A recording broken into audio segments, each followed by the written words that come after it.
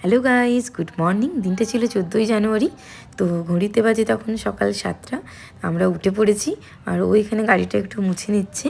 আর বাগানে দেখো অনেক ফুল ফুটেছে, বেশ বড় বড় ফুটেছে ফুলগুলো। তো সেটাই জাস্ট দেখছি। আর এখানে দেখো একটাই ফুল ফুটেছে, গোলাপ, বাট খুব সুন্দর লাগছে। ওর কিছু ব্লাড টেস্টের ছিল, তো সেটাইও দিচ্ছে ব্লাডগুলো।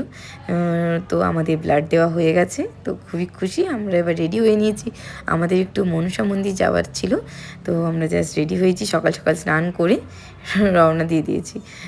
রাস্তাটা প্রথম দিকে খুবই ভালো ছিল, তারপর তো রাস্তা এতটাই বাজে ছিল, খুব কষ্ট হয়েছে আর যেতে।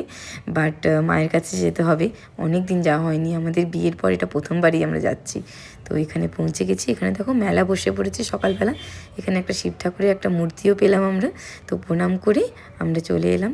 আর এখানে একটা পুকুরের মতো ছিল, ঘাটের মতো, ওখানে আমরা পা ধুয়ে, ঝুড়ি ধুয়ে আমরা মায়ের জন্য পুজোর যা যা লাগে সমস্ত কিছু নিয়ে আমরা মন্দির পৌঁছে যাই। এখানেও পা ধোয়ার ব্যবস্থা ছিল, তো আবার পা ধুয়ে মন্দিরে আমরা প্রবেশ করি।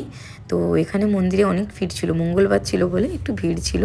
তো এখানে সবাই যে যার মনের মতো করে মাকে পুজো করে, নিজের মতো করে তুমি পুজো করতে পারো। তো যা যা মাকে দেওয়ার, মাকে জানানো, সব তুমি নিজের মতো করে করতে পারো। আমিও দাঁড়িয়ে সবাইকে দেখছিলাম কে কীভাবে পুজো করে। তো প্রথমে একটু নার্ভাস ছিলাম, তো তারপর সবার দেখে দেখে আমিও পুজো দিলাম মাকে। মাকে একটু নিজের কথা জানালাম, একটু মনের মতো করে মাকে পুজো করতে পারলাম। এই দেখো, এই মূর্তিটা মাকে মায়ের ভক্ত একজন দিয়েছে। তো দেখো, এটা পুরো পিতলের মূর্তি, তোমরা দেখে কেউ বুঝতে পারছো না, ইভেন আমিও বুঝতে পারিনি। তো একজনের মুখে শুনলাম যে মায়ের এক ভক্ত মাকে দিয়েছে।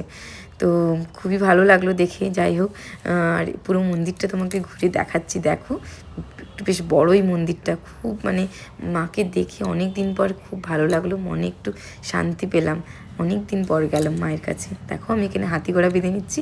এটা বাঁধে কিছু তুমি মনস্কামনা মায়ের কাছে চাইলে তুমি এটা বাঁধতে পারো। আমি সবার মুখে শোনা যে এই মায়ের কাছে মনস্কামনা কেউ যদি চায় তো মা সেটা পূরণ করে। তো সেই অনুযায়ী আমিও তাই করলাম। তো বাড়ির পথে রওনা দিলাম। তো আমাদের এটা বাড়ির মন্দির, তো আমরা একটু গেলাম বাড়ির মন্দিরে। সো ব্লগটা এখানেই শেষ, দেখা হচ্ছে নেক্সট ব্লগে।